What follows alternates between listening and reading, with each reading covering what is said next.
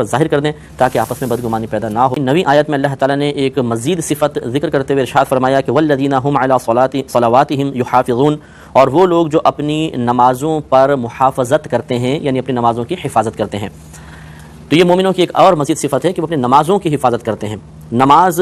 کی حفاظت کا مطلب یہ ہے کہ وہ نماز کو اس کی مکمل شرائط کا، فرائض کا، سنن کا، آداب کا لحاظ رکھتے ہوئے استقامت اور پابندی کے ساتھ ادا کرتے ہیں، یہ مراد ہے۔ تو سب سے پہلے نماز کی حفاظت کے سلسلے میں اس کے بارے میں ضروری علم سیکھنا ہے۔ لازم سی بات ہے کہ نماز کی شرائط میں طہارت ہے، تو طہارت کے سارے مسائل، کپڑے کیسے پاک کرنے چاہیے، بدن کیسے پاک ہوگا، وضو کا طریقہ، غسل کا طریقہ، تیمم کا طریقہ، پھر نجاستوں کی پہچان کہ کون سی غلیظہ ہے، کون سی خفیفہ ہے، پاک چیزیں کیا کیا ہیں، کتنی مقدار میں یہ غلیظہ اور خفیفہ نجاستیں لگے تو پاک کرنا فرض، کتنی مقدار میں لگیں تو پاک کرنا واجب، کتنی مقدار میں لگیں تو پاک کرنا سنت کریمہ ہے۔